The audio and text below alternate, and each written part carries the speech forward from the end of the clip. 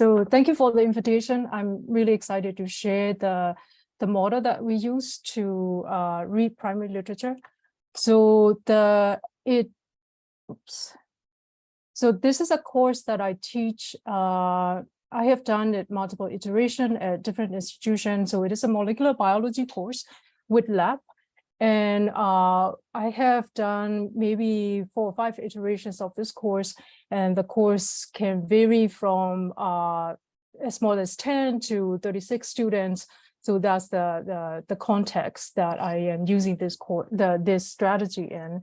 So my course has juniors and seniors mostly, and sometimes once in a while I have 1 or 2 sophomores who would like to take the course, so they are also in the class. So initially when I was doing it, and so I noticed that there are different levels of preparation. So there are students who have done multiple semester of research, they have extensive research experience, and there are also students who are still starting to get comfortable with visualizing biomolecule and just the idea of central dogma in general. So you have a wide range of preparation and a wide range of academic background within the classroom. So that's kind of the observation that I made. So the other thing that I forgot to mention is that I have used this strategy with modification, and it also evolves over time. So I have also used this strategy in a flipped classroom when I was teaching virtually, as everybody else was doing during COVID time as well. So to provide a little bit more context for the course, so it is a course, there is a traditional lecture component of the course. So these are some of the topics that we covered: replication, DNA metabolism in general, DNA damage response, chromosome structure, transcriptional regulation, post-transcriptional, and translation, post-translational regulation. In addition to those topics, this molecular biology course cover some of the important techniques that help us to study these topics introduced. So the paper reading that we are doing it in the context of all of these topics. So this is just a snapshot of my syllabus. So here are the papers that we read. So they are placed in such a way that, for example, this paper is about nucleotide excision repair. So we would have already introduced nucleotide excision repair and how DNA damage worked prior to discussing this paper. And it seems to be the popular paper. This is the Yinek et al. Paper that we heard with the other speakers. So we also use this paper in our class, and then to provide context, the CRISPR would have been discussed by the time that we discussed this CRISPR paper. And the lab component of this molecular biology course also use CRISPR as a tool. So what is the motivation? How I didn't start it out that way when I was teaching in my early career. So I was thinking I didn't have a lot of strategy. It's mainly just leading the paper discussion and kind of struggling with it, how to effectively, make it feasible for students to understand the complexity and the depth of the primary literature. So the motivation comes from one of my course evaluation, 2018 course evaluation. So from the course evaluation, 30% of the comments suggest that primary literature discussion is the least helpful component of the course. And then I'm sure that many of you have experienced it. About the same number of comments mentioned that the primary literature discussion is the most helpful component of the course. So what do I do with these feedback? So I find that the discussion of the primary literature is important enough for me to tackle this problem and how to make it more accessible for students with different levels of preparation. So I kind of did reflection on my own and thinking about what do I hope to achieve through primary literature discussion. So these are some of the ideas that I have in mind, what I would like the students to take away. So being able to analyze evidence and then draw a conclusion, learning how to break down complexity just in general, not just for primary literature research, and being able to apply some of the concepts that we discuss in class. And that's the ultimate goal, to propose an experiment to test that hypothesis. So those are some of the things that I want students to take away from it. So I thought about how do I increase students' buy-in. So some students definitely see the value in reading primary literature and approaching primary literature. Some students, they find it really frustrating and then really cumbersome to, why do we just learn the topics from the textbook? Why do we need to read the primary literature? So trying to address that resistance, how do I increase students' buy-in? And then the next question is, how do I scaffold concepts and skills? So I think this is probably the most important lesson that I learned. I think it is the way that I think about, how do I break it down? And I don't assume that students have any prior knowledge or prior skills that I want them to learn. And then I assume nothing. And then whatever that I want them to do, I expect them to do, I will do it together with them so that all of them are more or less on the same page. And so that was something that I kind of changed the way that I think about the primary literature discussion. So so that's the part that I work on, so that students should be able to do what I expect them to do gradually and then repeatedly over like outside of class as well as multiple class period.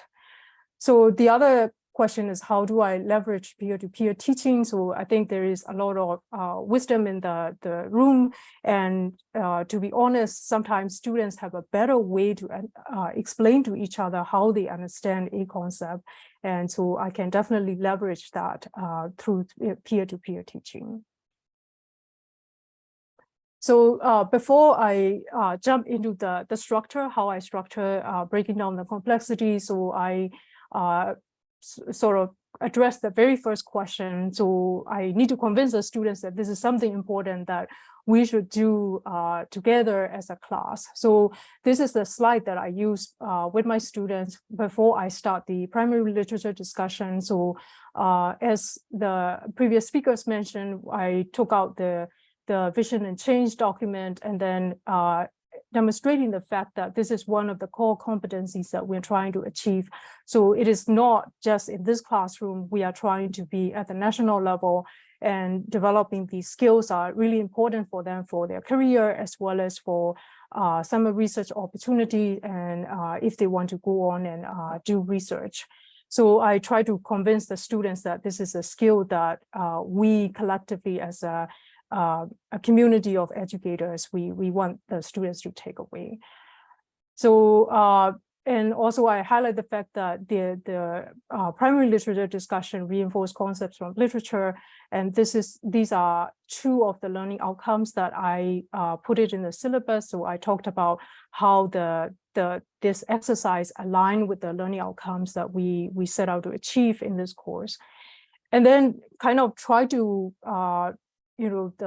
drum up the excitement for the students. Some of these papers that we read actually can contribute to the knowledge that they see in the textbook. So there is one transcription paper, literally that's how the paper was contributing to the knowledge that was written in the textbook. So they kind of get a chance to see that connection as well.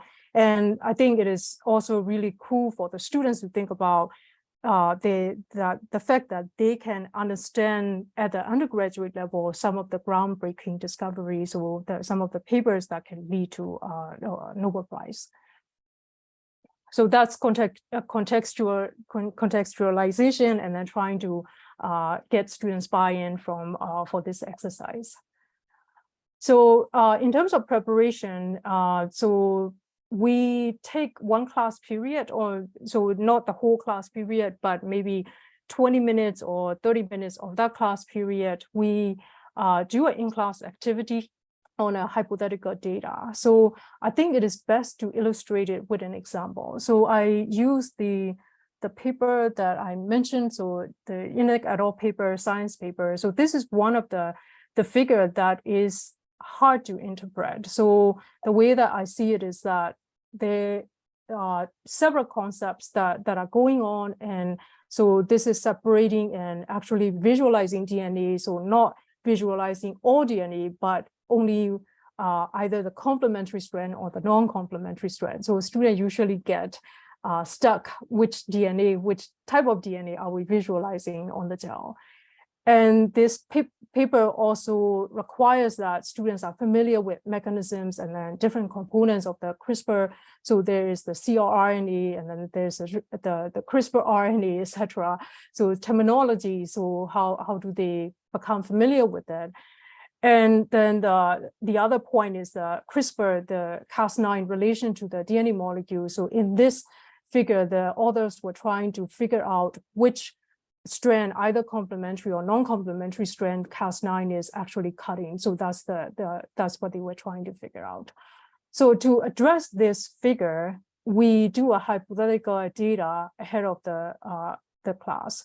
So this is the cartoon that I drew out, so I can control what I put in there, and then I also highlight what I want to highlight. So with this hypothetical data, I emphasize the fact that here you can actually visualize DNA by using radioactivity. So only one strand can be labeled. So R stands for radioactivity.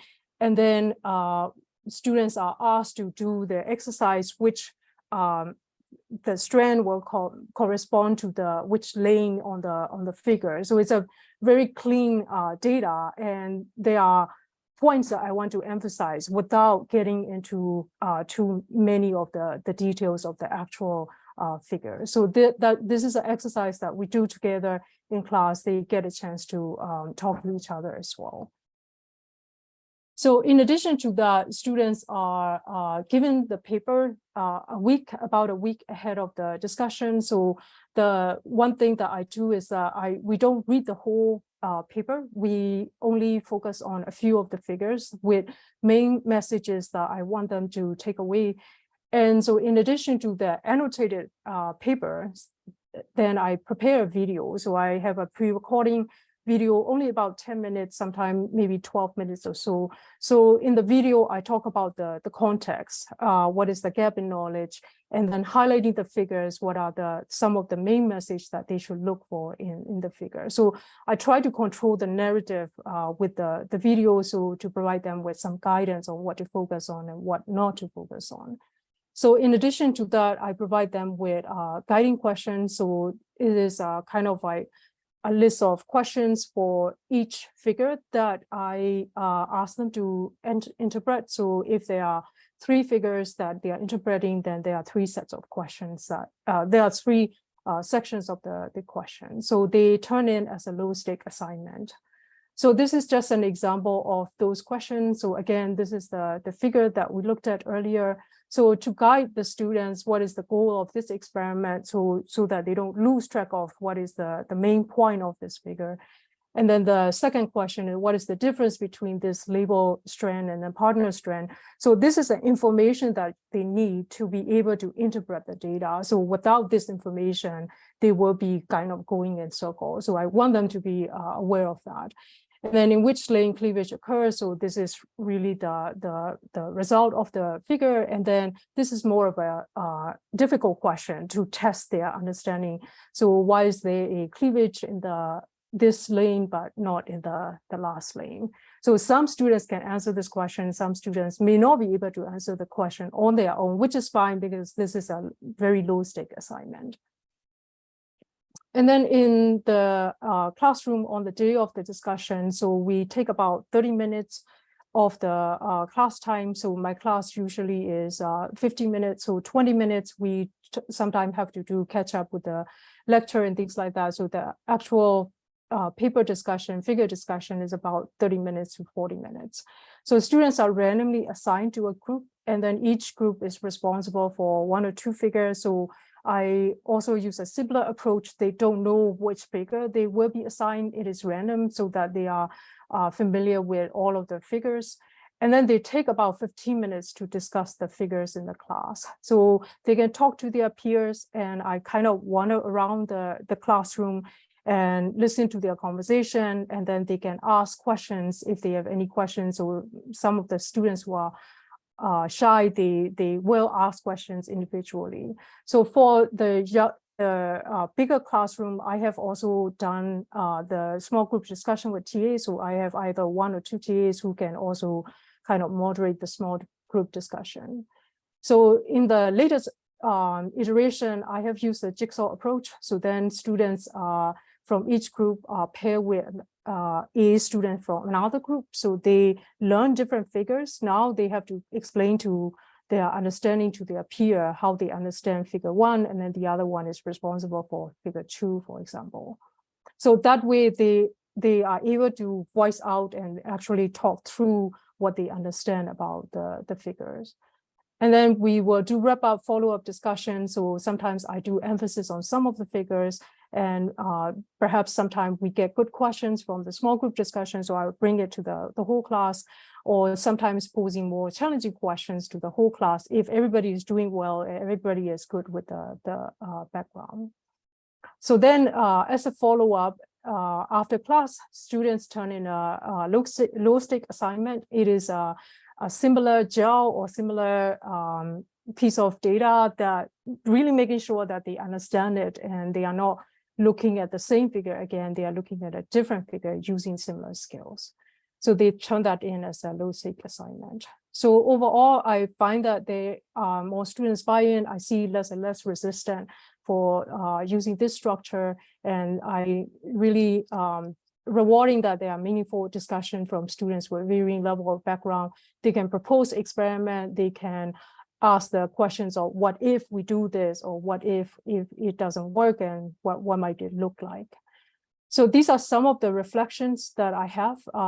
The choice of paper, it has to be something that integrate multiple concepts that we see in lecture, and then they have to be interesting enough for the students to get engaged in it. And I think what is really key is that providing students with multiple opportunity to understand the figures and letting them learn from their mistakes so that they're not afraid of making mistakes. And that's really part of the learning process. So that's really helpful and change the students, the way that they see paper discussion. So the preparation for each activity takes time in the first iteration, but once I have all of the resources, then I can reuse them.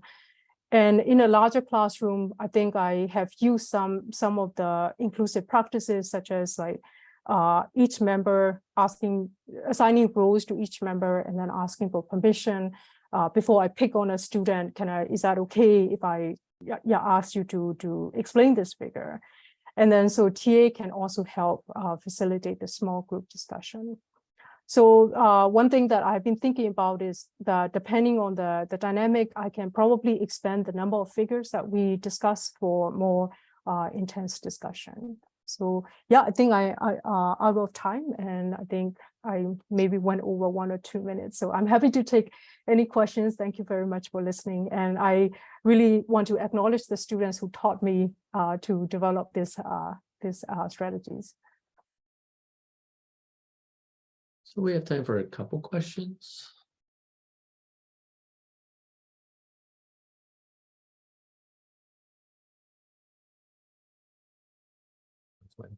Chat.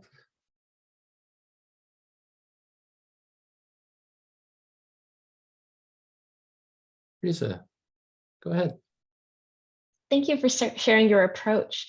I'm wondering, when you send students in their expert groups where they're sort of getting ready to present to the learner groups in the Jigsaw, are they using any kind of guidance like the worksheet they did as a pre-class, or have you given them like a new set of questions, or are they able to just do it on their own when you unleash them? Yeah, that's a good question. So yeah, I think it is a combination. They have done just understanding the figure on their own. I recommend that students bring in the guiding questions that I provide to them. So I see that many students, they bring the answer to those questions, and some of the answers might be off, and that's fine. I think they remember what they wrote down, and so they are supposed to take notes as they were discussing in the expert group, so that they can teach their peers when they go to their the other group, learning group.